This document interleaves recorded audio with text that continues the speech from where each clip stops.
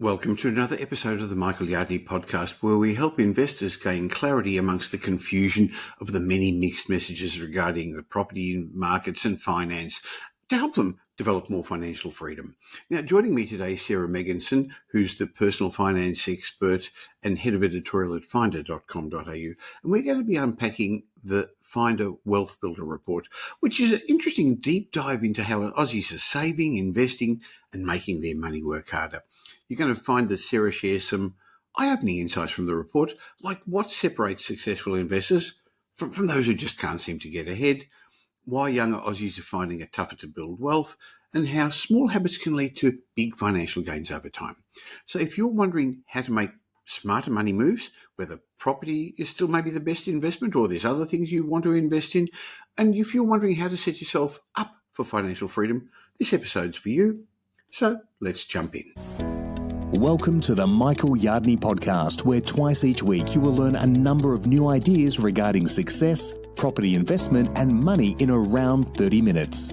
Our show is brought to you by Metropole, who specialise in helping you grow, protect and pass on your wealth through strategic property and wealth advice. Now here's your host, Michael Yardney, Australia's authority in wealth creation through property, who has been voted one of Australia's top 50 most influential thought leaders. Hi, Sarah. Hi. It's been a long time since we've spoken. We've known each other for a long time, and I love seeing you in the media and all the information you give from finder.com.au about money and finance and interest rates. But today, Sarah, I'd like to talk about Finder's wealth building report. I was very impressed with the depth of the information there. I mean, we've had a couple of challenging years economically. Rising cost of living has affected many households. Yet there have also been some stunning surges in household wealth, Sarah.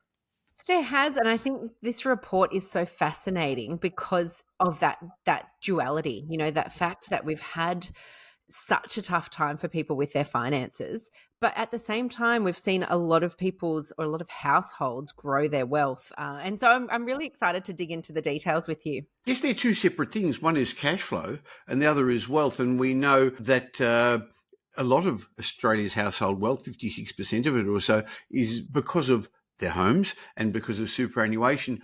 But what fascinated me was how many millionaires there are in Australia. Not that a millionaire is worth as much as when I wanted to be a millionaire by 30, Sarah. I didn't get there, by the way. I think I got there by 35.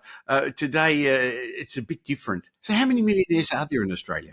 Yeah, it is such a fascinating question because I think there's still that idea that once you're a millionaire, you've made it. For a lot of people, more money, more problems. Yes. The more money you create, the more you're responsible for, the more people you're responsible for. So, it's not always what it cracked up to be. In saying that, it's a huge goal for a lot of people. So our research found that there are right now in Australia 2.8 million millionaires, which is around 13% of the adult population. And it's actually one of the highest proportions of a population globally that has that kind of wealth, that seven-figure wealth behind them. Well, we know we're living in the best country in the world, and by many measures, we are one of the wealthiest, if not the wealthiest country. So how did so many Australians become so wealthy in these challenging economic times? Yeah, I mean, the answer is going to be very unsurprising to you, but a huge driver of that wealth was property. And a lot of people have most of their wealth in their own home. And so when we crunched the numbers, we found that the average wealth per person is $1.58 million. But when you actually strip out residential property from that and you look at the average without housing in it drops to $573,000. So you can see what a massive impact property has on wealth in Australia. We also then took it one step further and took out superannuation because that is another key driver of wealth for Australians. When you take super out, so you've withdrawn property and you withdrawn super, then the average net wealth per Australian, it drops to $196,000, which is almost, just over 10% of that initial figure of 1.58 million. So you can really see what an impact super and property together have in supercharging the wealth of everyday Australians. Now, some people are going to get upset by this, concerned by this, $1.85 million, the average. I'm nowhere near that. Let's make it clear that we are aware that there are people at the moment who are suffering because of the cost of living, who are difficulty making ends meet with the budget. And you and I have known each other for many, many years. We also don't judge people by how much they've got. It's not a judge of people, rich or poor, good or bad. So we're talking numbers and figures here, but nobody should get offended by this. But I guess my thought is, if some people can achieve that, people shouldn't say, look how lucky, look how greedy. I think they should say, how did they do it? And can I do it as well? Exactly. I think that is such a good point whenever statistics like this come out, and we do them quite a lot at Finder in a similar vein where it might be what's the average wage in Australia or the average bank balance. And the natural thing to do is to compare your own situation to that. But you've got to keep in mind that an average has so many variables in there. So there are people who are 20 and there are people who are 70 reflected in this data. There are people who have worked a lifetime and who have invested for decades. And there are also people who have got none of that background behind them. So these are just averages. And as you said, I like to look to this data to be aspirational and inspirational. I think Australia is such an incredible place to live. We do have a lot of opportunities. And these two wealth drivers, super and property, have a lot of tax advantages right now. You never know what the government will do in the future, but right now they've got a lot of tax advantages, and that's helped a lot of people drive wealth from it. I think it's great to understand all of those drivers and how it works so that you can see what opportunities you might have to grow your wealth in a similar way. Now, we know that Australia's population is ageing and there's plenty of baby boomers who bought their homes 20, 30, 40 years ago. In fact, many of them, most of them don't even have a mortgage against them, which shows why they're so wealthy. But we also keep reading about the rich getting richer and the increasing wealth inequality in Australia. Many years ago, there was a sort of a bell curve with lots of middle-class Australians and a few rich and a few poor, but it's actually changed, hasn't it? That we're hollowing out at the middle. How are we comparing with wealth in other countries, Sarah? Another great point. And I think I too, I started out in property. I bought my first property 22 years ago. It was a completely different scenario and situation to what it is now. So I can understand that frustration a lot of young people now have around how they get into the market and build their wealth. But I think it's important to note that we still in Australia are ranked really, really strongly against other countries. UBS actually just recently released their global wealth report for 2024. They found that, interestingly, globally, there are 58 million people, which is about 1.5% of the world's population, that have wealth of greater than a US $1 million, which in Australian terms is about 1.6 million. So if you are in that millionaire club, you're in quite a small company there globally. But within Australia, it's a huge proportion of Australians who have that wealth. And Australia overall remains one of the world's richest countries. So we're actually ranked second in the world when it comes to median wealth per adult.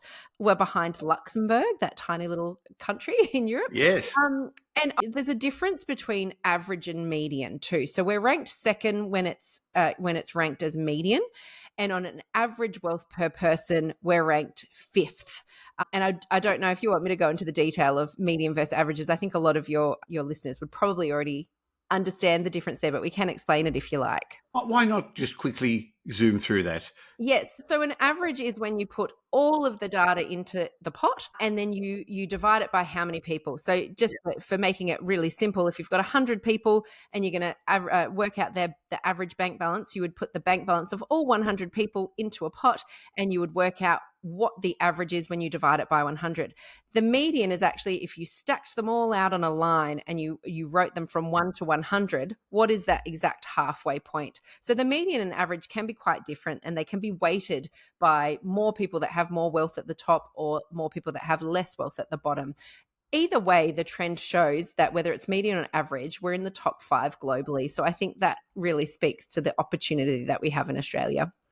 Very much so. And I think people should be grateful for the opportunities that they've got here because, again, recently I reminded myself of Warren Buffett's theory about the ovarian lottery and the lottery of life and the fact that we are living in this country, despite the political problems and the economic problems, gives people a whole lot of opportunities. People listening to this, people getting the information from Finder all the time, have got opportunities and got the ability to grow. There's lots of countries in the world where, despite all this knowledge, you just wouldn't be able to get to the next level.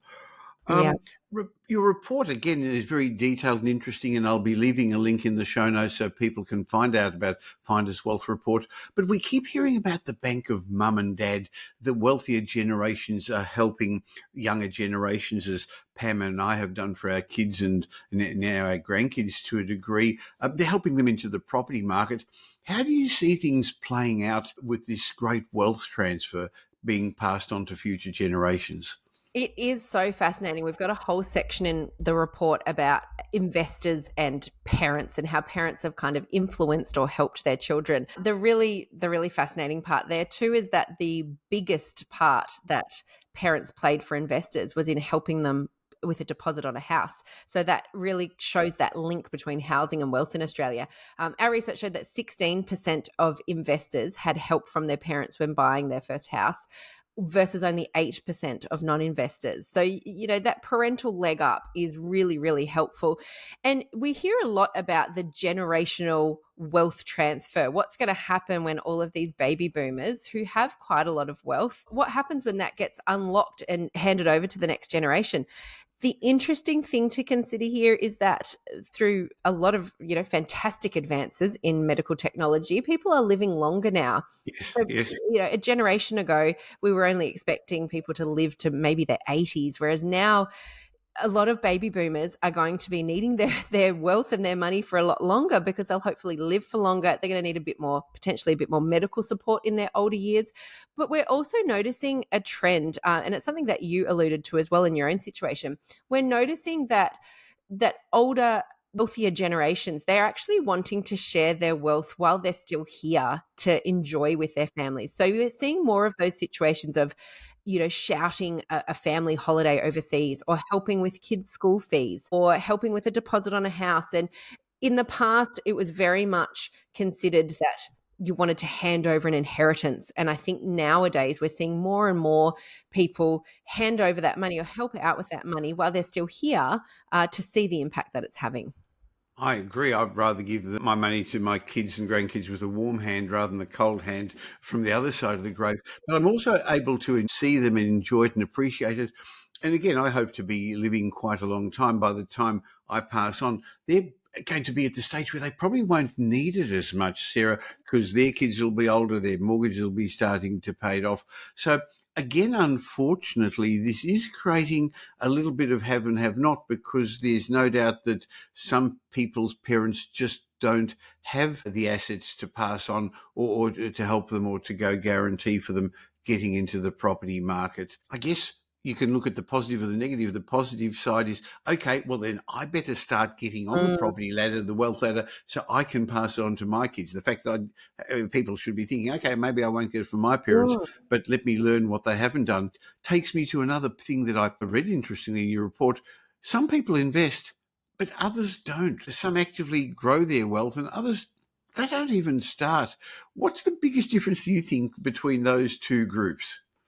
It's such an interesting point that you raised there around that link, between parents helping out, and some people are just not in that position. I was in that situation where my parents did not have the money to help me out. So everything that I did was very much hard won on my own, saved my own money, invested on my own. So I had that real drive, I think, from seeing what they didn't have, made me really Yes. driven to want to build more for myself and my family.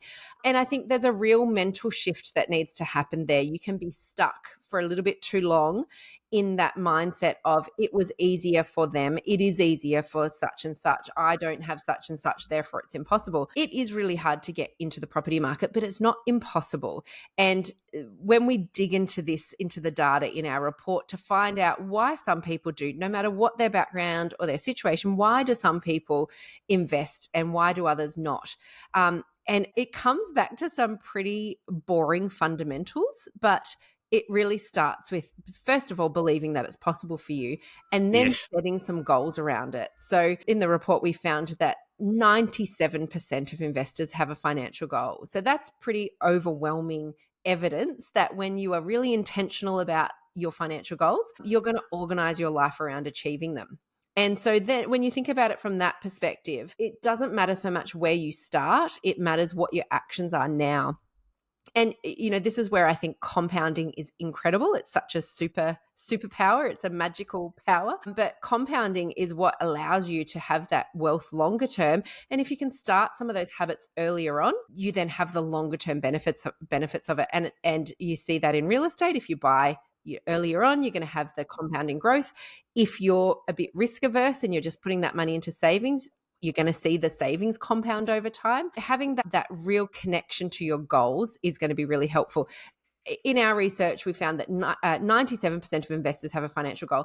Only 76% of non-investors have a financial goal. I still thought that was quite a high. That's interesting. Yeah. Yeah, because if you're not an investor but you have financial goals, there's a real disconnect there between seeing how investing could help you reach those goals. And we also know that financial literacy is so important. And it's one of the reasons why I'm so grateful and passionate about the work that I get to do as a personal finance expert. I get to talk about these topics a lot and try to help people who might not have thought this was possible for them see what is possible. I started out with no money, no handouts from my parents, nothing behind me, just a kind of willing attitude to give it a crack. And I've made a lot of mistakes along the way, lost a lot of money along the way, but I've also had some really big gains that have helped me build my wealth over time. Well, that actually points to resilience. In other words, I think the biggest difference between successful investors and the average Australian, successful in business and anything else, is resilience, because you are going to come up against these hurdles. It's not a straight line. There's always going to be challenges. It's not easy. It's actually meant to be hard. If it wasn't easy, everyone would be doing it. Yeah. Like you, Sarah, I didn't have wealthy parents. They were workers. I didn't have a hand down. But interestingly, we went halves in the first property I bought in the early 1970s. They put down $1,000. I put down $1,000, $2,000 deposit, and we took a $16,000 loan for property in Larch Street, South Caulfield, which I ended up selling, and I bought to my parents my half, and I bought back. That first property of $18,000, I've since built 2 townhouses, is now worth over $4 million. Wow. So that mentions what you said about the power of compounding as well, just taking time and leverage to do it. But like you, I was driven by the fact that I saw these wealthy people. My friends' parents were wealthy. My parents' friends were wealthy. I guess they're the same people.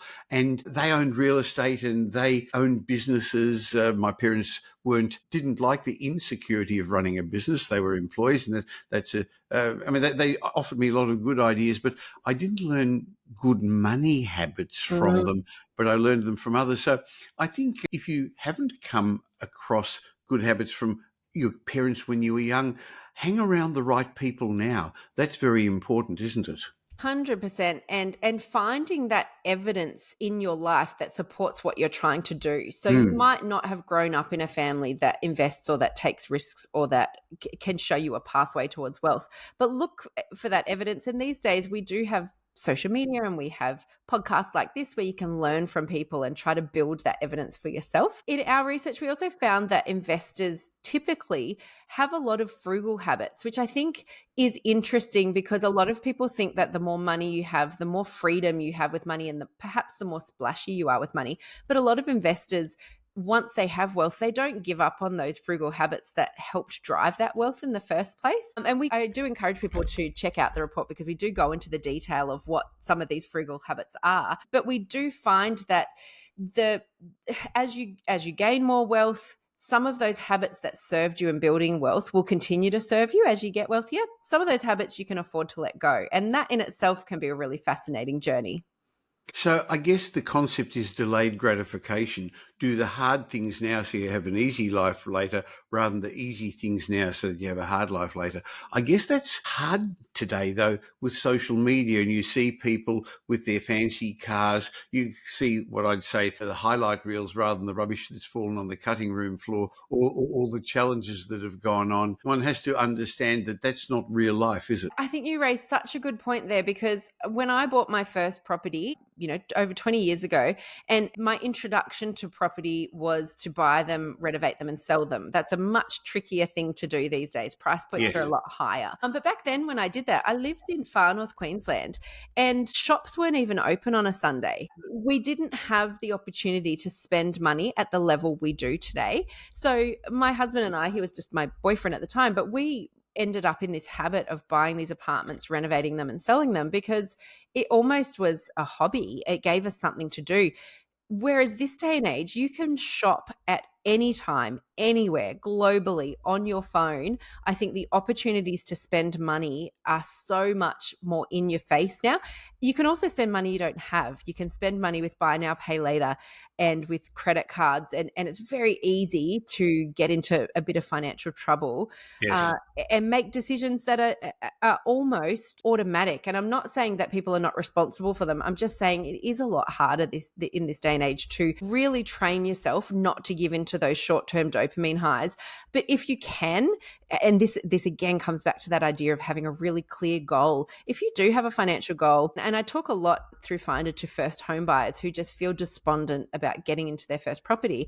But once you do have that goal, everything kind of lines up around it. And once you then have that focus on trying to save for that deposit, it then makes, the idea of, do we want to go out for cocktails this Friday? Is it really worth it? Or is that $150 better off in our house deposit and we can just invite people around to our place instead and everyone bring a bottle and we do it more affordably? You start to organize your life around those goals and get a bit more intentional, and that's where the magic starts to happen. Well, there's recently been some changes that the government's now going to have another scheme to help first home buyers. Despite all the challenges over the last couple of years, we still have over 100,000 first home buyers enter the market every year. So there is an opportunity for that. Now, your report clearly shows that property has been the go-to wealth builder for Australians for decades now. But interestingly, your report suggested this might be changing. What do you think could replace property as the next big wealth creator? Yeah, again, really fascinating. And I think hopefully quite motivating for people who might feel like they've missed that opportunity.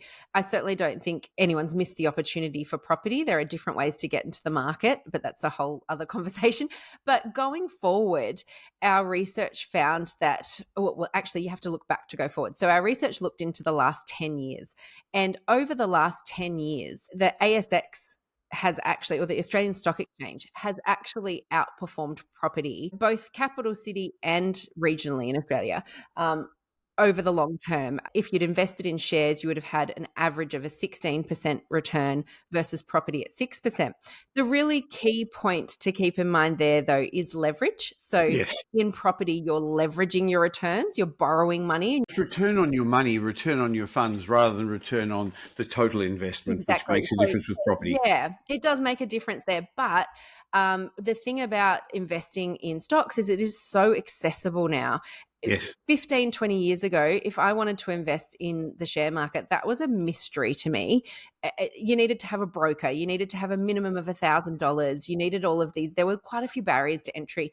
Now there are apps where you can invest sometimes from as little as $1, but you can start to meaningfully invest from $500. And you have the app with all of the access to performance and to help guide you through those decisions. So what our data is showing is that that's increasingly going to be a driver of wealth for people going forward. And I think it's great because it is so accessible. You don't have to be starting with a big pot of money. You don't have to save a big deposit for property. You can actually get started with a small amount of money, start to get comfortable and learn it. And as you learn more and you feel more comfortable and confident, you can increase your investments. I agree with that. While I'm very property centric, I own shares, and so much easier now, as you say, online and ETFs. I don't have to even decide or think which company to invest in. I think if anyone just says property only or shares only, you should be very cautious, because I believe while property is lumpy, you should have a diverse portfolio, not just one. So that makes a good point.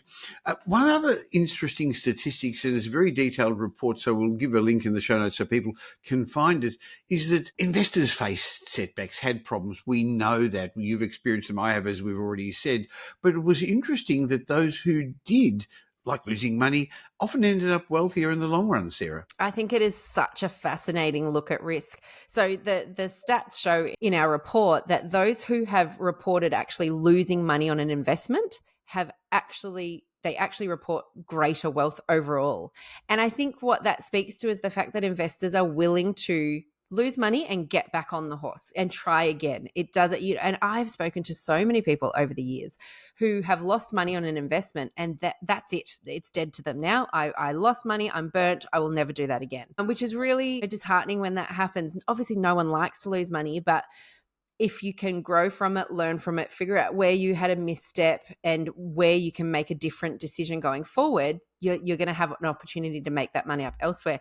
I know myself personally, I have lost, if I was to add it up, it would be in the hundreds of thousands, possibly in the millions, when I add up the times that I sold a property when I shouldn't, the times that I almost bought a property, but for some reason it didn't move forward.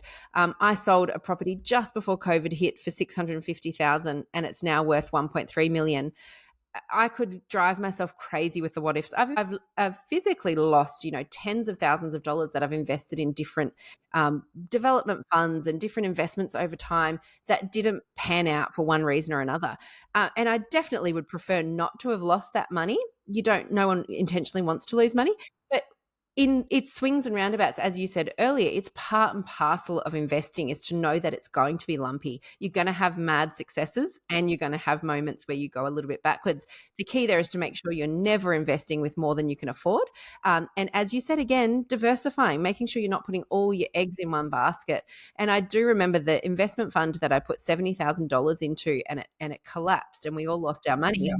I can remember when I signed that document with my husband and I said, we're putting $70,000 in. We're going to have to keep in mind that I was almost foreshadowing it. This could never come back to us. We might lose this money because it was quite a risky development. It seemed at the time to stack up. It was actually in 2019, just before COVID. So that kind of was the precursor to it dying. But I knew people in that development fund who had put their entire life savings in, and I always felt bad for them. I thought, I can weather this. I'd much prefer that $7,000 was back in my account, but we'll survive it. Whereas if you've put your whole life savings into something, all your eggs into that basket, you're going to set yourself up for a potentially devastating experience. So there is that, I think, like you said, that risk and resilience that investors get over time where they start to learn what level of risk they're comfortable with. And when you when you experience a loss, you realize you actually can survive it and it helps inform better decision making going forward. Some people are going to be listening to this, watching this, and they'll have been scammed. I got scammed long before there were these internet scams in the very early stages in my 30s where I invested in a gold mine. Somebody came up with a scheme of rebirthing a gold mine in Wedderburn near Ballarat because of all this new technology, and I gave him money, as did other investors. There wasn't the regulation as there is today. I lost it all. Again, the resilience is important, and the lesson was not all that glitters is gold. He actually gave me a piece of gold. He came into our lounge room, gave me a bit of gold to hold in my hand, and that I got sucked in. I lost money in like you, and with a financial planner in a scheme in a fund that didn't work. But I think the difference is for those who are successful, they've actually just learned from it. And I think one of the other themes that has come through this a little bit is that they've got good financial fluency. They understand about what's going on, and they've got good money habits, something that I know you as a money expert talk about, maybe something we should spend some time on another podcast chatting about, because one of my most successful books, Rich Habits, Poor Habits, which has again been translated to another language now, different languages, is about the habits of successful people and the habits that have been learned. So we can talk about that at some other stage if you've got time. Love to. But one of the other bits in the report that I think is a message we should give people, you've already mentioned it, is having financial goals. You actually have to saying, I want to be rich. That's not a goal, is it, Sarah? And you also need to know, what does that mean? What does being rich mean? And there will be a financial figure attached to that, but it's also what that lifestyle means to you. I know someone who has significant seven-figure wealth, but her mindset is so stuck in scarcity from where she was beforehand that you would not think she was rich. The way she lives is very much still in her previous mindset. She's terrified all this money is going to go away. So that to me is not someone who is living rich. She's actually she's living like someone without money. She just happens to have a lot of zeros in her bank balance. So I think it's really important when you're setting your financial goals to be so clear on what that means to you. Some things for me over the years that have really clarified my goals were around my house and wanting to be able to renovate it, but also travel and family goals, wanting to travel, wanting to take my parents on overseas trips, wanting to upgrade our travel to business class. When you start to think of the lifestyle upgrades that investing and wealth can give you, you then start to get really excited about your financial goals. And then when you get excited, you build momentum, and that's what helps you stay on track. It's the same way that when people are getting married or they have a big event and they're so excited about that thing, they can lose a lot of weight, or they can, get into shape or something. They've got a really clear goal that is driving them towards it. That's the power of goals, is it helps you get excited about what it is that you're working towards.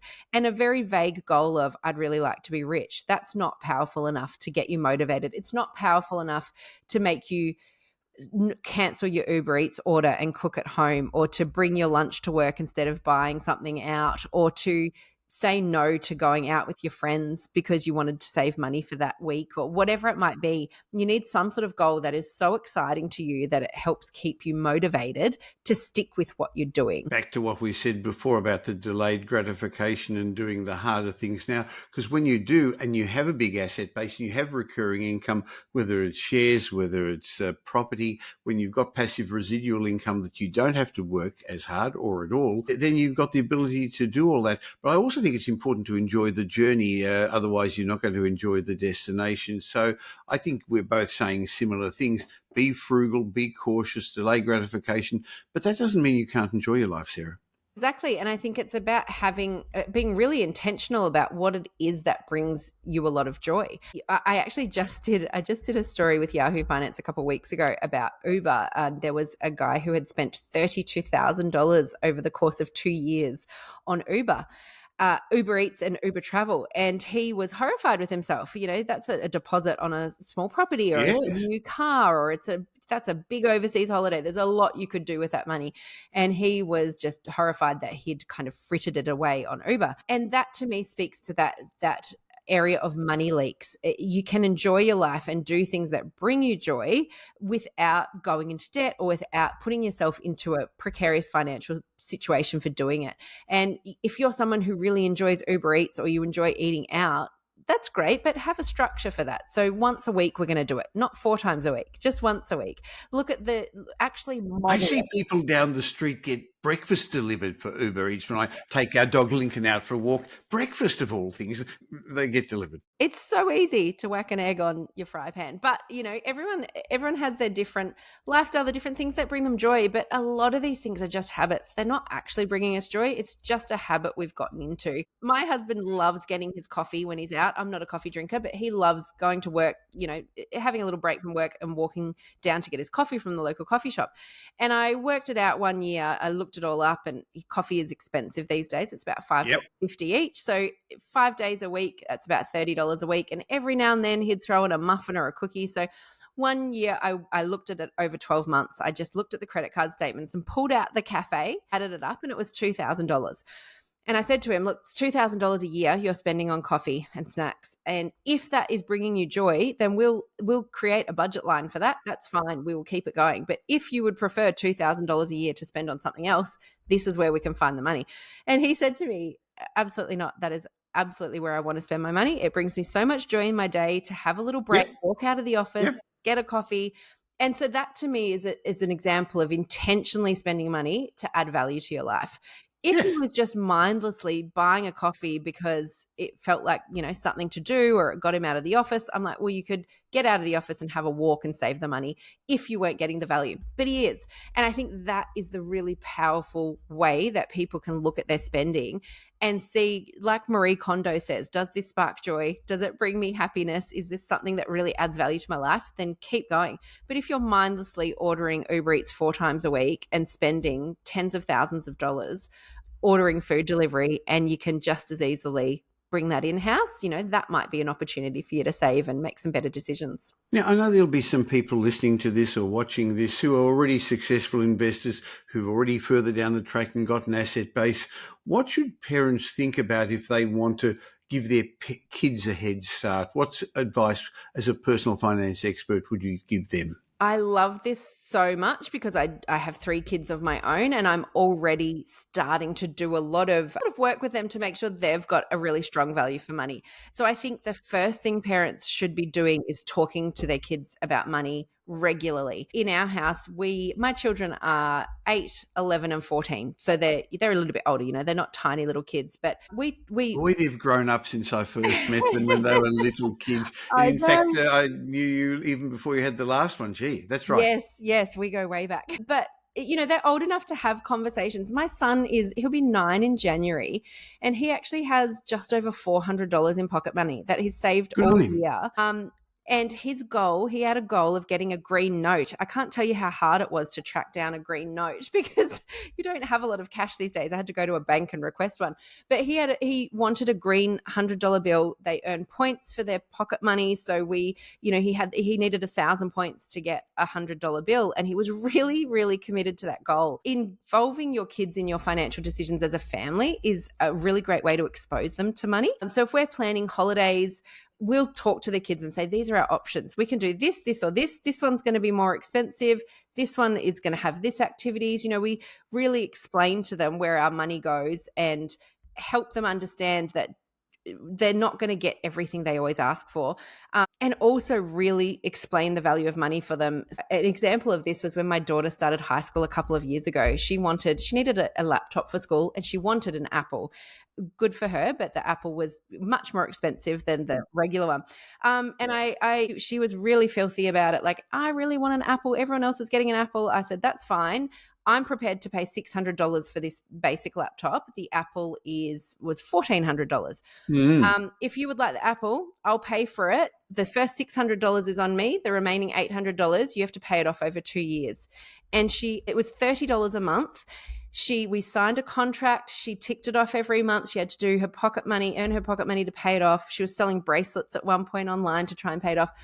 And just 2 nights ago, she made her final payment. So she's now fully paid off and owns her laptop. And we could have just bought it for her. It was a tool she needed for school. We could have just said this is something she needs for school. But it was really important to me that she understood the difference in financial decision making, that just because you can doesn't mean you should, that the plain laptop would have done the job just fine. She wanted that upgrade, so she was going to have to contribute towards it. And it's really created a really good sense of ownership for her. That laptop is in pristine condition. You could almost sell it as new because she has kept it in such good condition because she's felt such a sense of ownership with it. And Interesting. I think doing those types of things with your kids is really, really helpful and beneficial. My next daughter starts high school in January. So just as one comes off a payment plan, the next one will go on to it. But the last thing we should be doing for our kids is investing for them from a young age. I have this dream of my kids turning 40 and being able to hand them a little pot of money. And I can't remember I worked it out. I can't remember the exact amount, but there's an amount. I think it was $250 a month, but don't quote me exactly on it.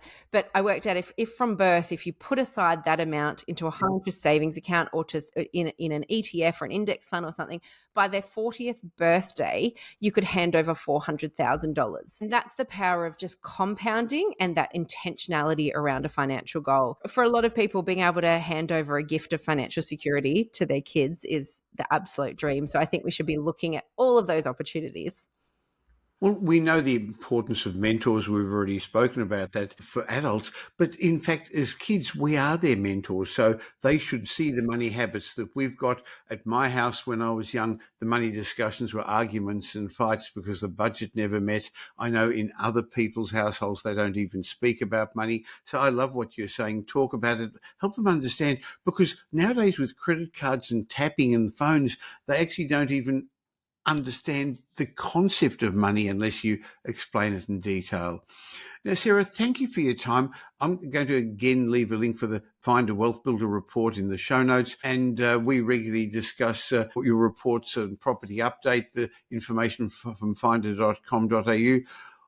I look forward to having another chat. As we said, maybe we can talk about some of those good and bad habits in due course. Would love to. Thank you so much for having me on.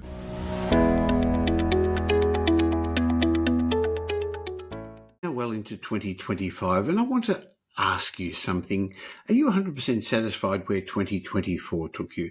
Did it bring you closer to your property investment or your financial freedom goals? Now, it's possible that the bank's more tight lending policies made it harder for you, as it did for many investors. Maybe you're struggling with the sense of all these conflicting messages in the media, or maybe you just weren't sure whether the market timing was right. Well, no matter where 2024 took you, if you're a home buyer or a property investor, what are you going to do differently in 2025? Because our housing markets are going to be very different this year to last year. So I'd like to prepare you for getting the financial freedom you want out of property. Why not have a wealth discovery chat with one of the wealth strategists at Metropole? Go to metropole.com.au and leave us your details, or there'll be a link in the show notes. Now, I just want to remind you that we are much more than just another buyer's agency. Our team helps our clients safely grow, protect, and pass on their wealth by giving specific advice for you using powerful software, data, and the 5 decades of experience and perspective frameworks that I've put together. Make 2025 your best year in property. Go to metropole.com.au. Now here's Michael's mindset message. Remember, a change in your thinking will lead to a change in your life. Hi, in my mindset message today, I don't want to be morbid, but I want to ask you a question. If you had one day left in your life, what would you most want to do? Too many people live a life according to a script that they didn't write, only to discover the punchlines too late. They're doing things because their parents, their mother told them to choose that career, or they're working for somebody who probably isn't even doing what he wants to do because his mother told them to do that career. So I've just come across a lot of people who live their life, as I said, for a script they didn't write. They say things like, I wish I had the courage to be my true self. It's one of the biggest regrets I've read that people have when they die. Other main regrets are, I wish I didn't work so hard. Or when they, on their last legs, they say, I wish I had the courage to express my feelings. Or I wish I'd let myself be happier. Or I wish I'd stayed in touch with my friends. Often we're so trapped working on other people's to-do lists that we never stop to connect with our souls, and ask, what can't we wait to do? Chasing dreams can feel intimidating, but nothing is as dreadful as a life of regret. I see people constantly sacrificing their health for wealth and then spending the wealth to regain their health.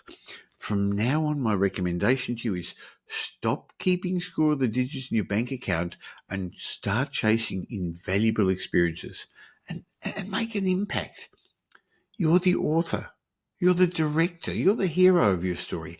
At any moment, you've got the power to reprioritize and reinvent yourself. It's never too late. In fact, you'll actually never have more time than you have right now. So my recommendation is to live every day like it could be the last day of your life, because you know what? One day you'll be right.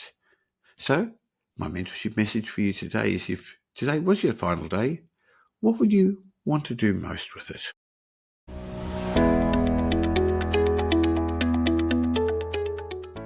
Thank you for spending the last little while with me. I hope you got some benefit from this show.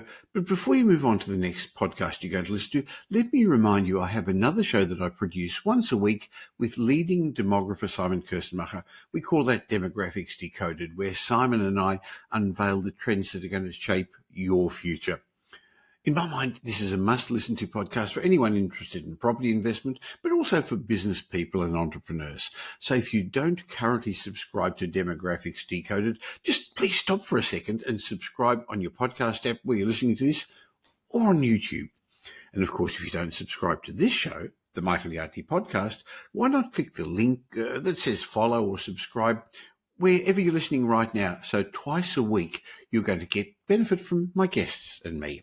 Oh, and I'd like to ask you a little favour, please. If you did enjoy today's show and you know somebody who would also benefit, please tell them about the Michael Yardney podcast and Demographics Decoded. There's a share button on every podcast app. On Apple Podcasts, there are 3 little buttons at the top of the player. Well, just tell them about it. Just have a chat with them. Now, I hope you're going to be doing them a favour, and you're definitely going to be doing me a favour in my quest to help as many people as possible to become financially literate. And by the way, I've got a special bonus for you. As my way of saying thank you for subscribing, just go to podcastbonus.com.au. There'll be a link in the show notes, podcastbonus.com.au, where I've got a bunch of ebooks and reports. It's just my way of saying thank you for taking the time to listen. And remember, the information that we give you in this podcast is general information, not specific information about your personal circumstances, because we don't know about them. But if you do want specific information, you can always have a chat with my team at Metropole. Go to metropole.com.au. If you really want to learn more, you can always listen to the previous podcast, the many episodes we've already published. Just go back to the old episodes, which each have lessons about property investment, success, and money. Once again, thanks for listening to today's show. Thanks for listening to this episode of the Michael Yardney podcast, which was brought to you by Metropole, who help their clients grow, protect, and pass on their wealth through strategic property and wealth advice. If you like what you heard and don't already subscribe, you'll find us on iTunes or on your favorite Android app as the Michael Yardney podcast. Watch out for our next show, which comes to you twice a week, and you'll learn some new ideas about property investment, success, and money in around 30 minutes. To get more of Michael's thoughts, go across to www.propertyupdate.com.au and sign up for his daily morning briefing, and you'll hear from not only Michael, but a group of leading property success and money experts. And just a reminder that the information you heard in this show today is general educational advice and not specific investment advice, as we don't know your personal circumstances. If you're looking for specific advice, why not ask the team at Metropole to help you?